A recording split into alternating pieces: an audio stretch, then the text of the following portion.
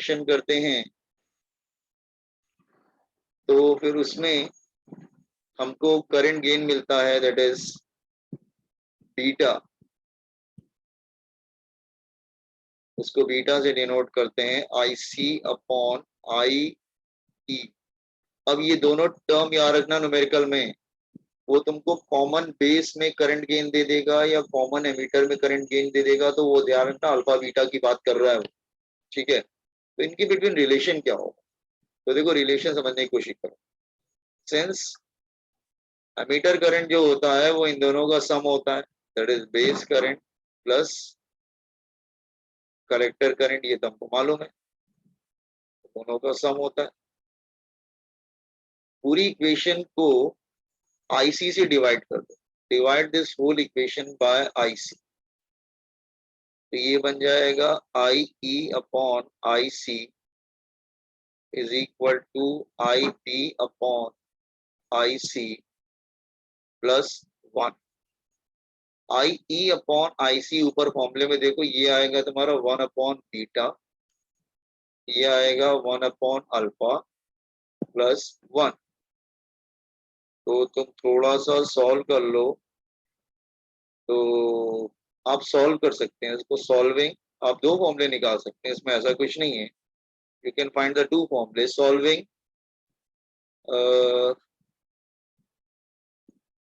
Solving alpha चाहिए तो -1, नहीं नहीं एक मिनट, माइनस अल्फा चाहेंगे तो नहीं, बीटा अगर चाहिए तो क्या होगा, alpha plus 1 alpha upon alpha, नहीं मुझे बीटा चाहिए बेटा, क्या आएगा बीटा चाहिए तो क्रॉस मल्टीप्लाई, एक minute, 1 upon beta is equal to alpha ऊपर चला जाएगा 1 प्लस अल्फा अपॉन अल्फा, तो बीटा आ जाएगा alpha upon 1 plus alpha, yes correct, ये आ जाएगा, ठीक है। और अगर अल्फा चाहिए तो न्यूमेरिकल में कभी कभी अल्फा पूछ लेता है, तो अल्फा चाहिए तो एक minute, 1 upon beta -1 is equal to 1 upon alpha, 1 minus beta upon beta is equal to 1 upon alpha, तो alpha is equal to beta upon 1 minus beta. तो न्यूमेरिकल में देख लेना, अल्फा फाइंड आउट करने को कभी बीटा दिया होता है अल्फा निकालना होता है, कभी अल्फा दिया होता है बीटा निकालना होता है, कोई प्रॉब्लम नहीं। Found this relation,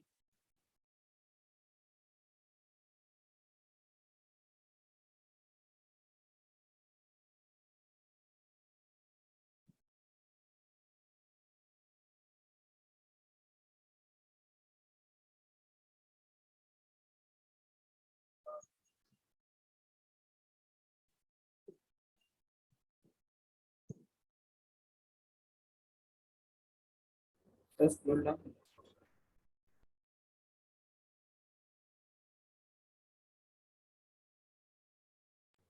Just roll up.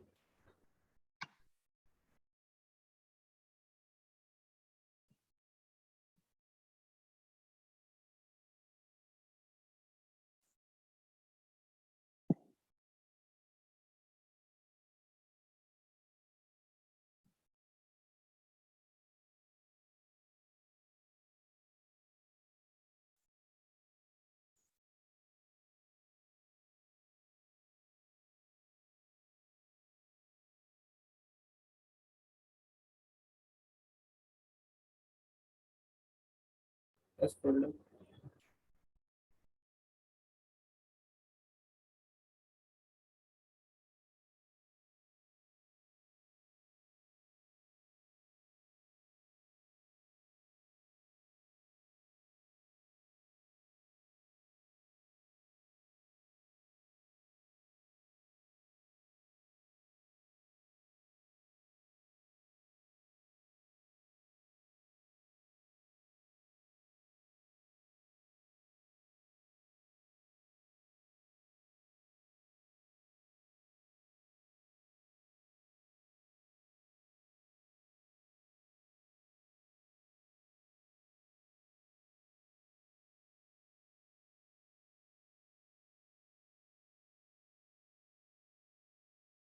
Done, sir.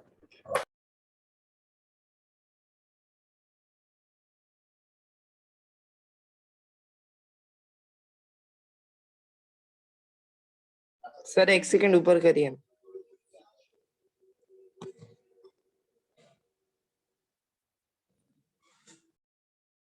Done sir.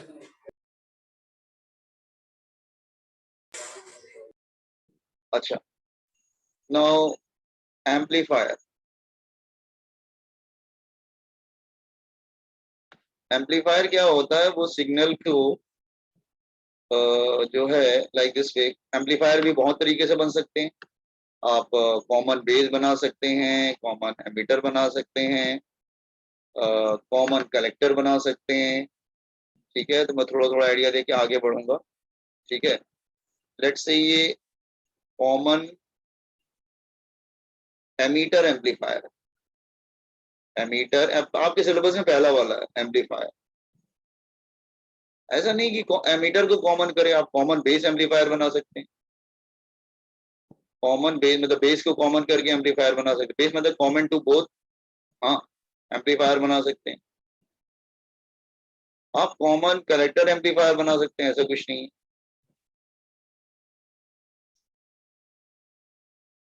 Amplifier बना सकते हैं। तो एम्पलीफायर काम क्या करता है? सपोज ये इनपुट है और ये आउटपुट है।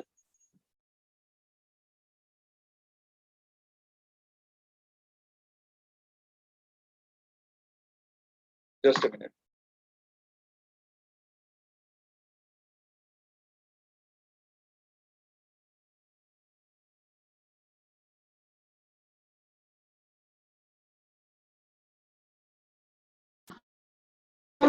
सीयर, इसमें सपोज कर लो बेटा, इनपुट अगर ऐसे आता है, ये इनपुट है, तो इसमें जो, एक मिनट, जगह नहीं दिख रही है तो दोनों में अलग अलग बनाते हैं। इसमें सपोज कर लो इनपुट है, तीनों में इनपुट अगर इस तरह से रहता है, लो किया, तो इसमें जो आउटपुट है ना, वो एम्पलीफाई हो जाता है। लेकिन तुमने ध्यान दिया, ये अगर इनपुट है और ये आउटपुट है, तो ये 180 डिग्री आउट ऑफ फेज हो जाता है, उल्टा हो जाता है। इसमें क्या होता है, सपोज अगर ये इनपुट है,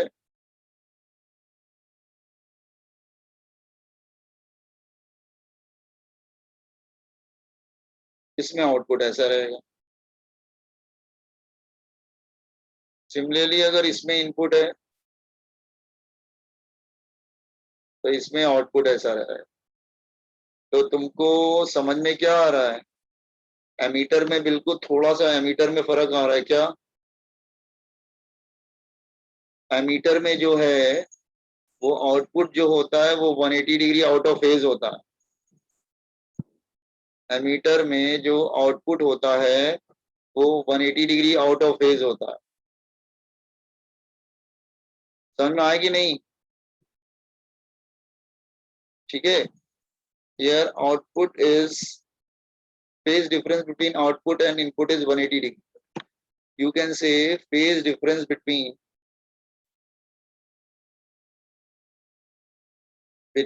output and input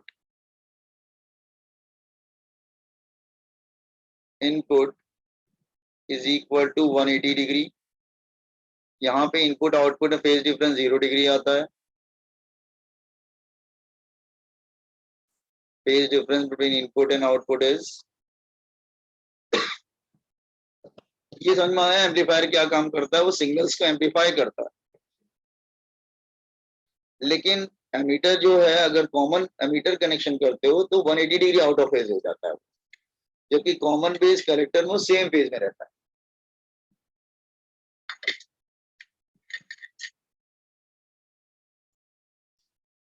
तो इंट्रोडक्शन कॉपी कर लो, तो हम लोग एम्पलीफायर करते हैं। फिर जस्ट कम टू एम्पलीफायर, तो हम लोग कॉमन एमिटर एम्पलीफायर पढ़ेंगे जो आपके सिलेबस का पार्ट है।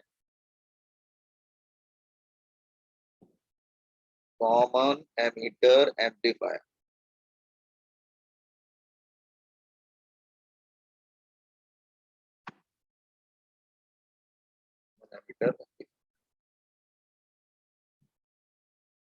स्टार्ट करें।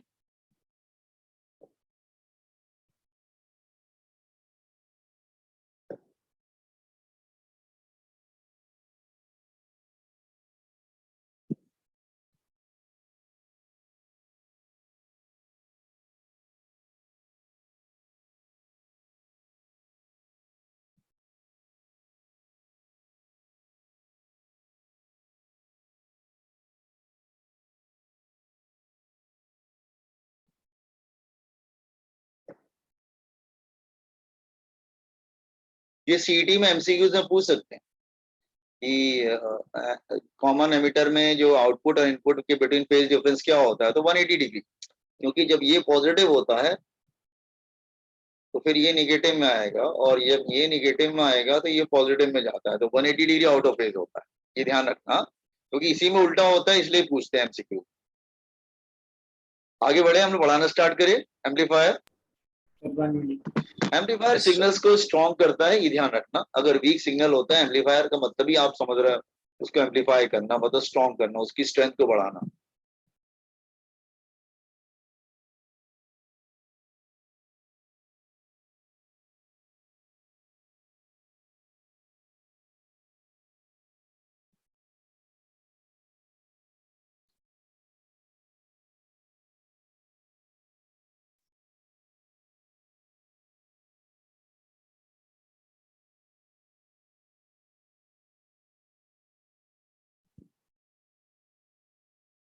हो गया?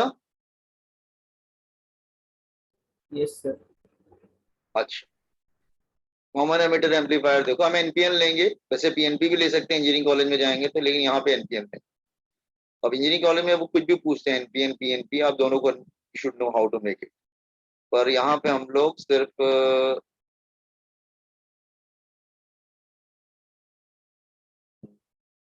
ठीक, हम लोग यहाँ पे कॉमन एमीटर ले रहे हैं। पता है emitter is common to both input and output, current इस डायरेक्शन में जाएगा, ये ध्यान रखिएगा। देन एक सेकेंड, मैं कनेक्शन कर देता हूँ पहले। ये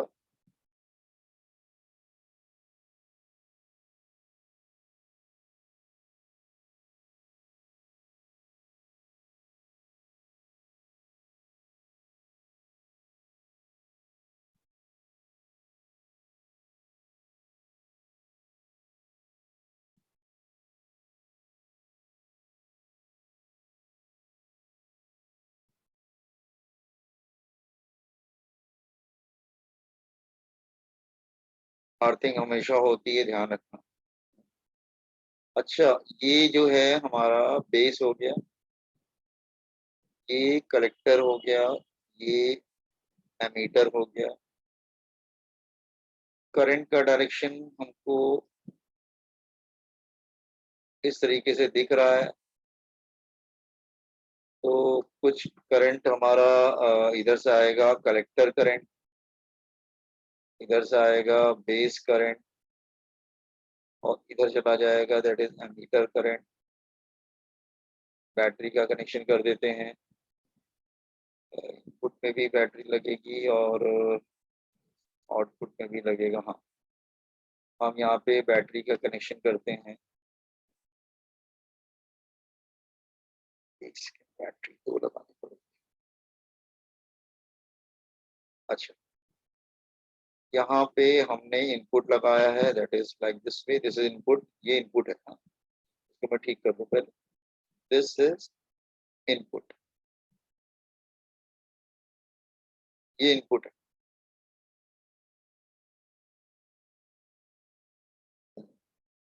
यहाँ पे फॉरवर्ड बायसिंग करेंगे हम लोग। हाँ, यहाँ पे हम लोग फॉरवर्ड बायसिंग कर सकते हैं,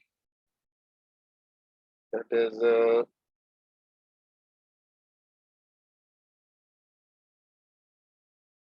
VBE, VBE फॉरवर्ड बायसिंग, ये इनपुट है, ये फॉरवर्ड बायसिंग। यहाँ पे हम रेजिस्टेंस लगा सकते हैं, that is the base resistance, RI, I for input, input resistance, RI मतलब इनपुट। यहाँ पे हम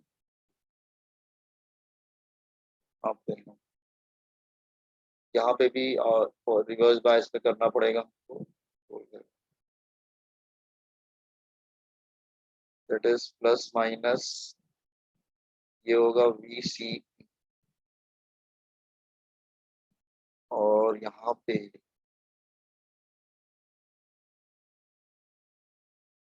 आउटपुट इधर ले लेते हैं, वेट, इधर इनपुट ले रहे हैं, इधर आउटपुट ले रहे हैं।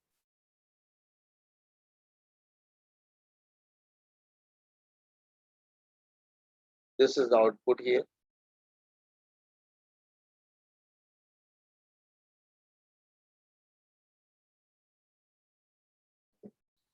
इधर इनपुट है और इधर आउटपुट है, ये हो गया। इनपुट रेजिस्टेंस तो लगा दिया, ये बेस करंट एमीटर सब कुछ हो गया। आउटपुट रेजिस्टेंस लगाना रह गया है। आउटपुट रेजिस्टेंस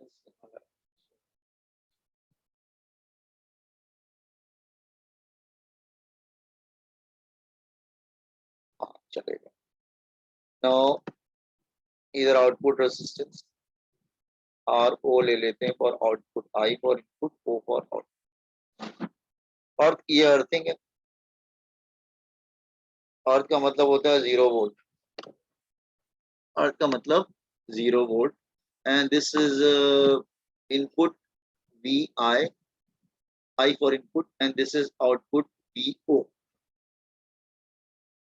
डायग्राम बना लीजिए जरा फटाफट। Common emitter amplifier, input R I मतलब इनपुट रेजिस्टेंस, आर ओ मतलब आउटपुट रेजिस्टेंस, वी आई मतलब इनपुट वोल्टेज, वी ओ मतलब आउटपुट वोल्टेज। लिख लो नीचे, R I input resistance,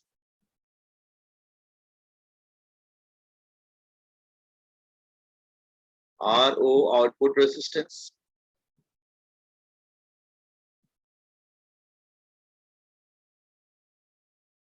V I input voltage,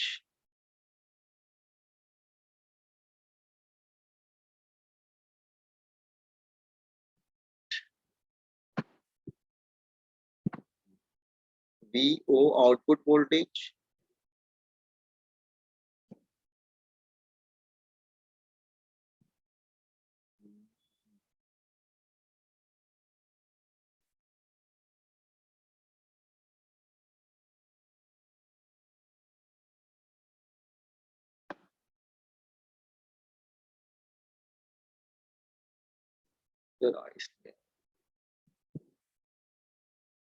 आप ऐसा भी ले सकते हैं, that is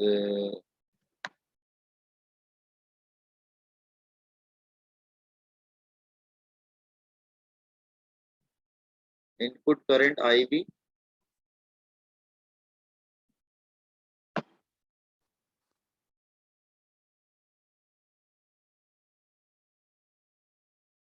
output current I C.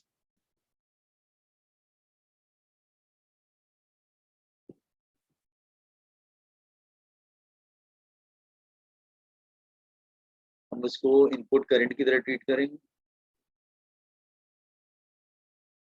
Note कर लीजिए।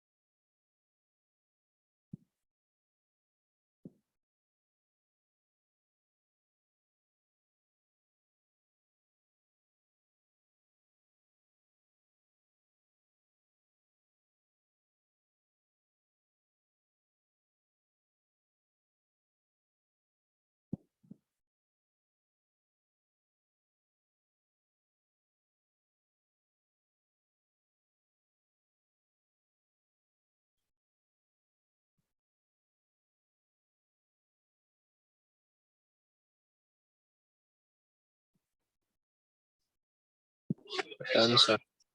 अच्छा, ना अब जरा इसकी वर्किंग देखो।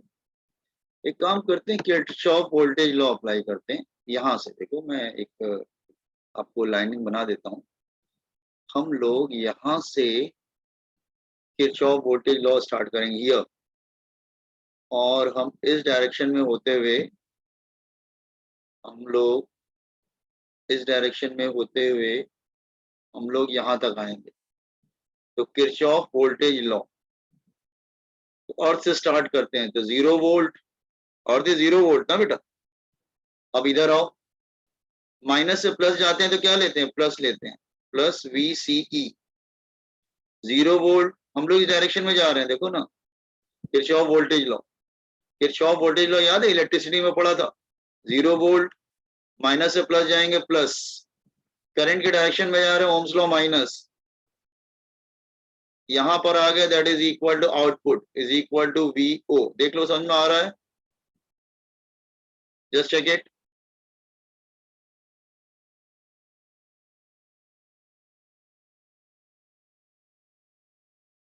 देखो समझ में आ रहा है, जीरो माइनस से प्लस प्लस, करंट के डायरेक्शन में ओम्स लॉ माइनस, हम कहां पे पहुंच गए, आउटपुट पे आ गए।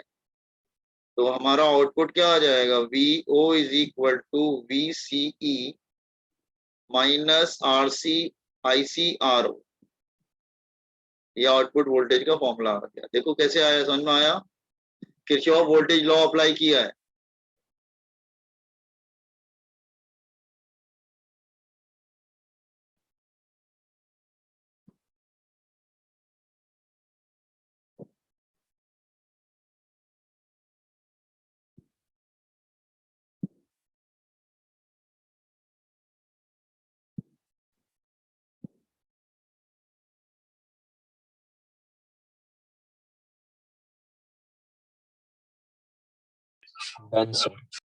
ओके, अब देखो डायग्राम कर लिया आपने, अब डायग्राम में इसको स्क्रॉल करूंगा, डायग्राम नहीं देखिएगा, ध्यान समझ। इनपुट हमारा ऐसे, इनपुट एक मिनट, इनपुट हमारा इस तरह से,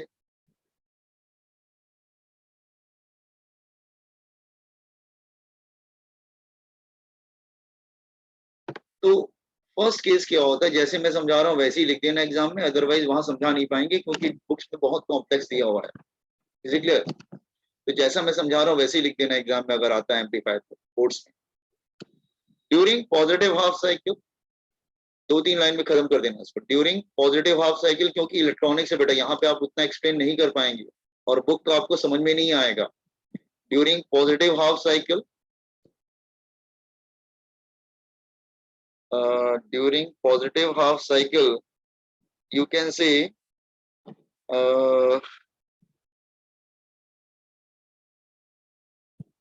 base become more forward biased, base emitter become more forward biased, becomes more forward biased, ज्यादा फॉरवर्ड बायस्ड हो जाता है,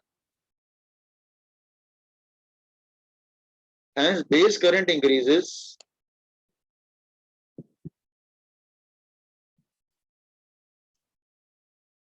thus collector current increases, क्योंकि base current and collector current proportional होता है, इंक्रीजेस। ठीक है, तो आप ये इक्वेशन को देखो, तो फ्रॉम इक्वेशन नंबर 1,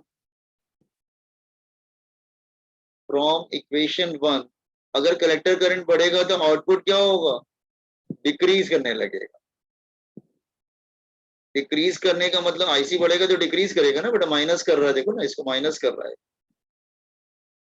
तो ये डिक्रीज करने लगता है। तो डिक्रीज करने का मतलब ये नहीं होता है कि वैल्यू वाइज डिक्रीज कर रहा है, डिक्रीज करने का मतलब it will go in opposite direction, it will go in opposite direction. तो हमारा जो आउटपुट आता है वो इस तरह से आता है। Are getting?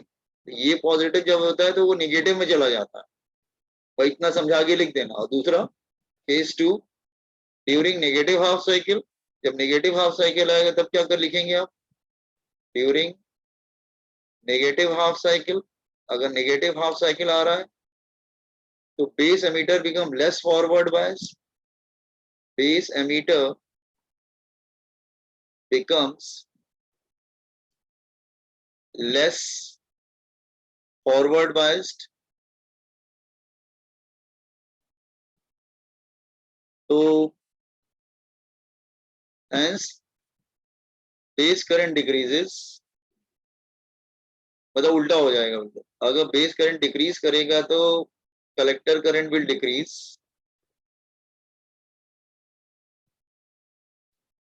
Then from equation number 1 अगर कलेक्टर करंट बढ़ेगा तो आउटपुट विल इंक्रीज, इंक्रीज का मतलब in opposite direction,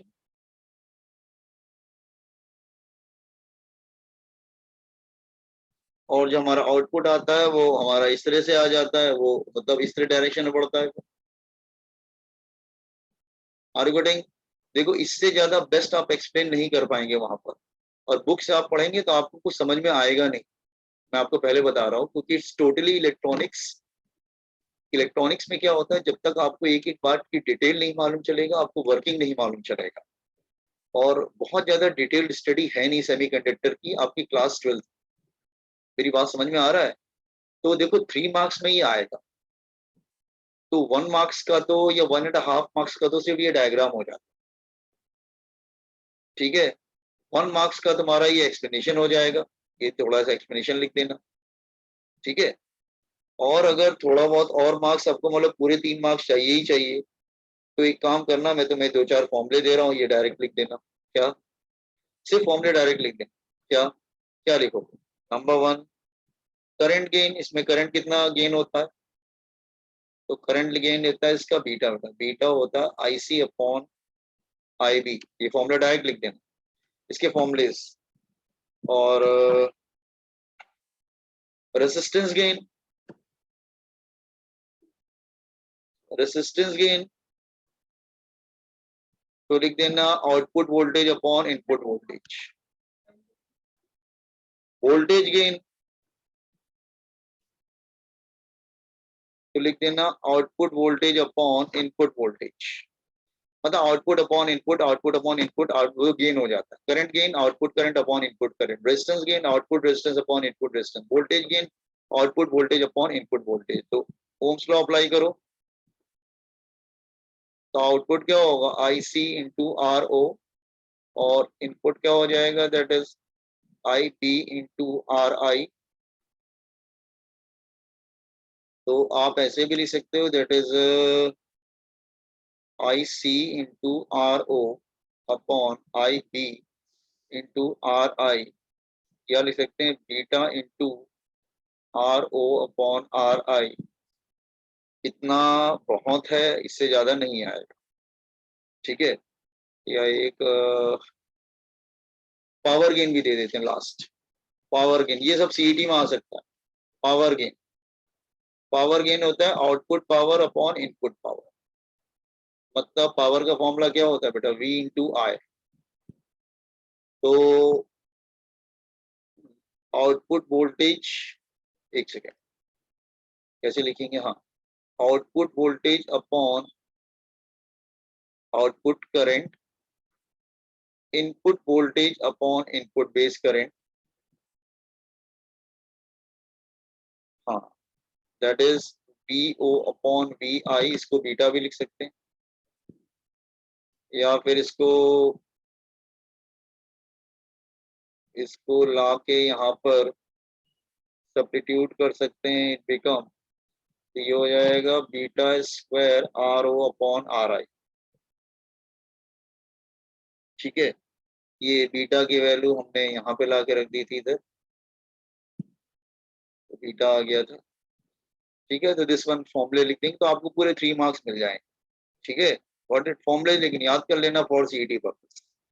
open on this explanation part, this finishes amplifier.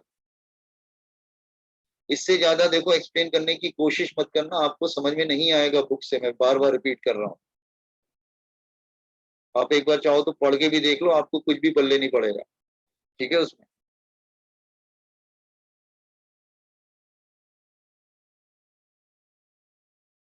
Because it totally electronics.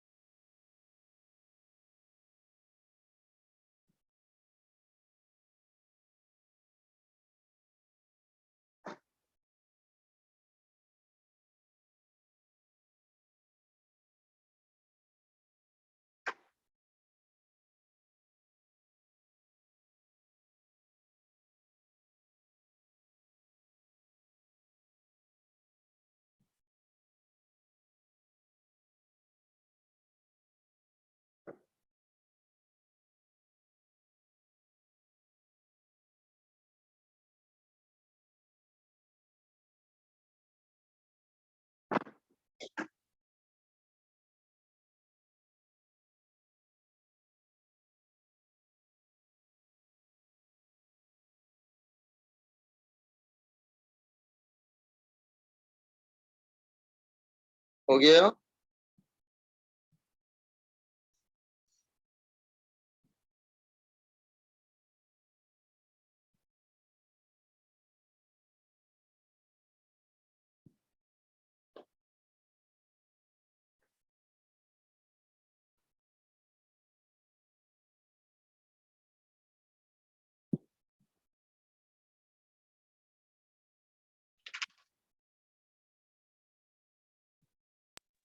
Just scroll down.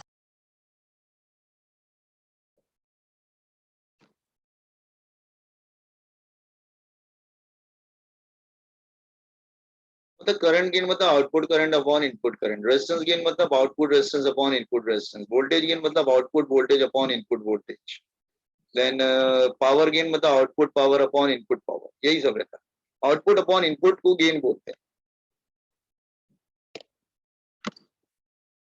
अच्छा, इसको कंप्लीट कर लेना तो एग्जिट कर जाना तुम लोग, ठीक है? तो कल लेक्चर नहीं है हमारा, ठीक है? परसों छुट्टी रहेगा। मेरा सैटरडे लेक्चर है बॉयज एंड गर्ल्स, रिमेंबर। कल लेक्चर नहीं है, लेक्चर के लिए मत बैठिए ना कल। कल नहीं है सर। नहीं, कल मैं एक्चुअली जर्नी में रहूंगा। Okay sir.